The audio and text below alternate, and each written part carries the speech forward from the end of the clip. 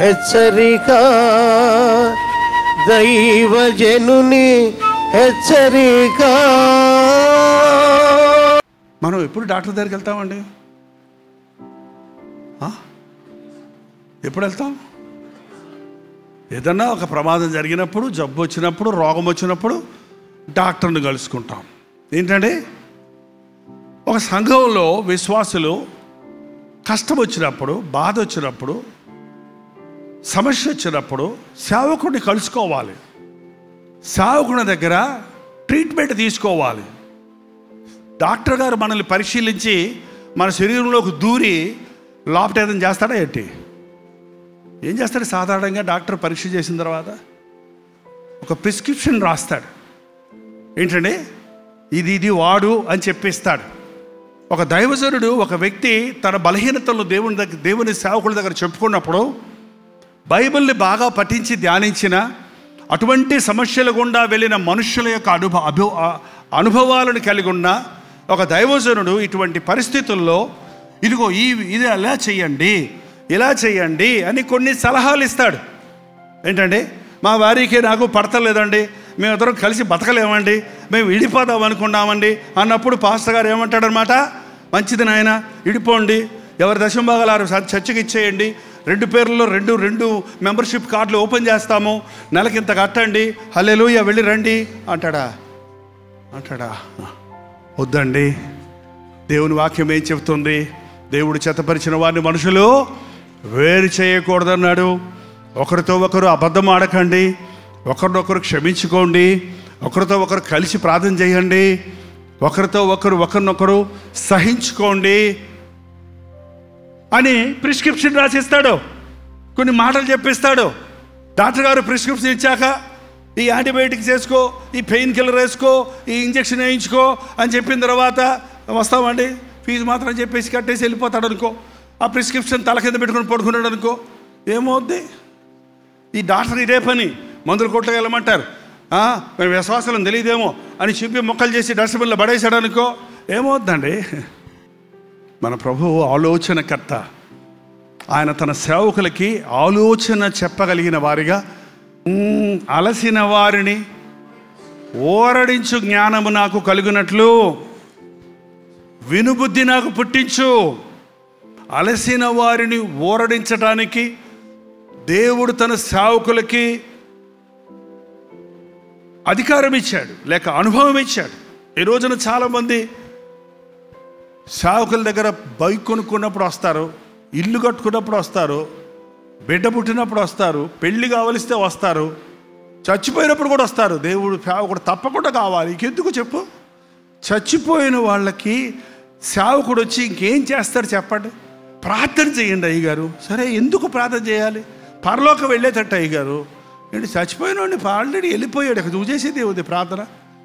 చచ్చిపోయిన తర్వాత చనిపోయిన వారి కొరకు ఏడవకండి, చనిపోబోతున్న వారి కొరకు, చనిపోబోతున్న వారి కోసం ప్రార్థన చేస్తే వారు మారు మనసు పొంది పరలోకం అన్న పోతారు, బతికి దేవుని మహిమన్న పరుస్తారు.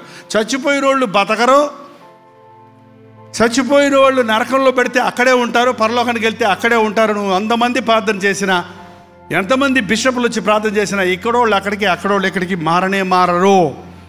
బతుకున్న వారికి అవకాశం. నవీన స్వభావం కలిగిన వాడు జాగ్రత్తగా ఉండాలి. చాలామందికి తెల్ల వస్త్రాలు వేసుకోవాలంటే ఇష్టం, కానీ తెల్ల బట్టలు నాకు చాలా ఇష్టం, కానీ ఎక్కువ నల్ల కోట్లే ఉంటాయి నాకు. నల్ల ఇంక వేరే రంగులు డార్క్ కలర్సే ఉంటాయి. ఎందుకంటే తొలపటం వేసుకోవటం లేదు, ఉతికే పని లేదు, లాండ్రీ ఖర్చు లేదు. కోట్లు వేసుకుంటారు, చొక్కాలు అయితే ఉతికి ఇస్త్రీ చేయాల్సి వస్తుంది. కోట్ అయితే ఇట్లా తొలపడం తగిలిస్తే మళ్ళీ వేసుకోవడం, తగిలించుకోవడం అంతే అయిపోయింది. ఏంటంటే అదే తెల్ల వస్త్రం అనుకోండి, తెల్ల వస్త్రం వేసుకుంటే నాకు ఎప్పుడన్నా తెల్ల బట్టలు వేసుకుంటే ఇంకా ఆ రోజు ఇట్టగా నడుస్తా. కూర్చోవాలంటే భయం, నిలబడాలంటే భయం, ఎవరన్నా తగిలితే భయం, బస్సు ఎక్కాలంటే భయం, ఏది తగిలినా మరకలైపోతాయి, మచ్చలైపోతాయి. తినటానికి కూడా తినేటప్పుడు కూడా ఇట్టగా తినాలి, ఏ మీద పడద్దేమోనని. ఏంటండి, తెల్ల వస్త్రం వేసుకున్నవాడు జాగ్రత్తగా ఉండాలి. మారు మనసు పొందినవాడు, నవీన స్వభావం కలిగిన వాడు జాగ్రత్తగా ఉండాలి. నల్లోడు నల్ల బట్టలోడు ఎట్టన్నా పరాలా, నలుపు కలిపోద్దంతా. ఏంటంటే కొత్త స్వభావం కలిగిన వాడు. ముల్లెళ్ళి ఆకు మీద పడ్డా, ఆకొచ్చి ముళ్ళు మీద పడ్డా ఎవరికి నష్టం? ఆకే నష్టం. ఒక నిజమైన విశ్వాసికి, ఒక నూతన స్వభావం కలిగిన వ్యక్తికి తాను ఇతరులతో గొడవ పెట్టుకున్నా తందే తప్పవుద్ది, ఇతరులు తనతో గొడవ పెట్టుకున్నా ఎవరు తప్పవుద్ది? తందే తప్పవుద్ది. అందుకే బహు జాగ్రత్తగా ఉండాలి. క్రీస్తు సిద్ధపరిచిన తెల్ల వస్త్రం మామూలు గుడ్డ కాదది. జయించిన వానికి నేను తెల్ల వస్త్రం ఇస్తానంటే తెల్లబట్టలు వేసుకోవాలనుకుంటున్నారే కానీ దేవుని యొక్క తెలుపు పరిశుద్ధతకు గుర్తు, దేవుని యొక్క తెలుపు వాడబారని ఆయన మహిమకు గుర్తు. దేవుడు క్రీస్తు మన కొరకు సంపాదించిన నవీన స్వభావము చాలా అనువైనది, చాలా ఫ్లెక్సిబుల్, అది చాలా చక్కగా అమరేది. మూర్ఖత్వంతో కూడింది కాదు, మొండితనంతో కూడింది కాదు, కోపము ద్వేషము ఆగ్రహాలతో ఉన్నది కాదు, పట్టుదలతో ఉన్నది కాదు, చెడు స్వభావం కాదు. క్రీస్తు యేసును కలిగిన కొత్త స్వభావాన్ని మీరు ధరించండి. ఎంతమంది కొత్త స్వభావం ధరించారు? ఆలోచించి చెప్తామంటారు.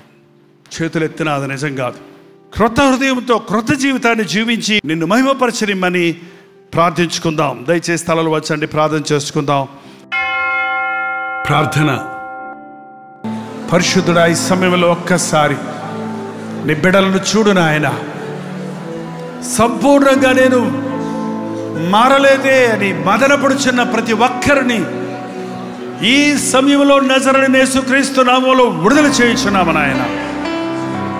ఎవడైనను క్రీస్తు యేసునందున్న యెడల వాడు నూతన సృష్టి, పాతవి గతించెను, ఇదిగో సమస్తము కొత్తవాయనన్నట్టు పాతదేది మా బ్రతుకుల్లో మరల కనబడకుండా పాత ఆదాము స్వభావం మాలో లేకుండా క్రీస్తు యేసును కలిగిన మనస్సును ధరించుకోవడానికి పరిశుద్ధులుగా, దీనులుగా, పవిత్రులుగా, నీ సాక్షులుగా ఈ లోకంలో బ్రతకడానికి మా ఒక్కొక్కరికి నీ సహాయం ఇచ్చేయి. లోకంలో తగినంత కాలం మేము పనిచేసాం, నీ రాజ్యం కట్టాలనే ఆశ, నీ పరిచర్యలో పాల్గొనాలని ఆలోచన మాకు దయచేయి. నీ కృపలు కుమరించమని యేసు క్రీస్తు నామములో అడుగుచున్నాము తండ్రి, ఆమేన్.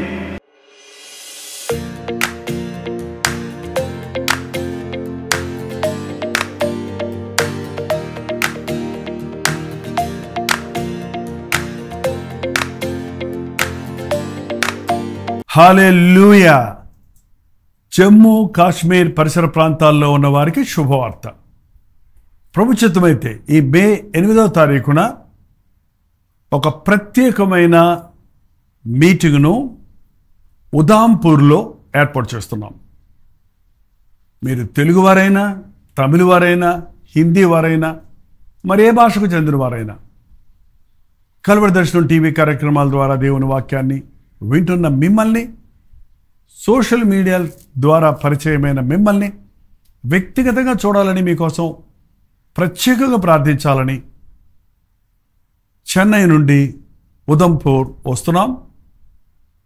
రండి, ఈ మీటింగ్లో పాల్గొని దైవాశీస్సులు పొందండి. సాయంత్రం 4 గంటల నుంచి కొనసాగే ఈ మీటింగ్లో, ఒకే మీటింగ్లో తప్పకుండా పాల్గొనండి.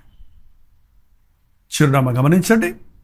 Samarpan church fellowship, near northern compound,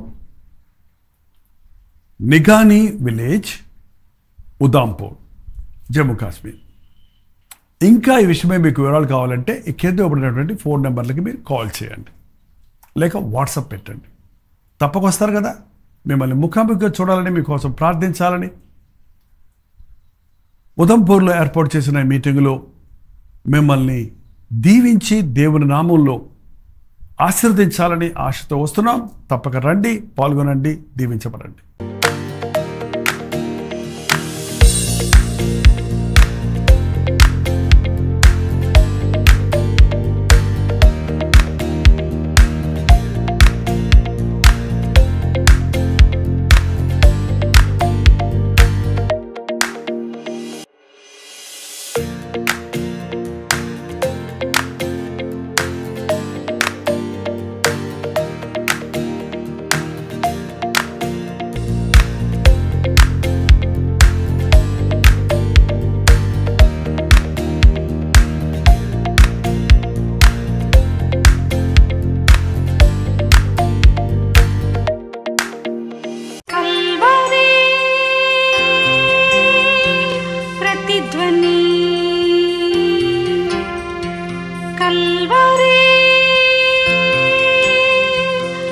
ధ్వని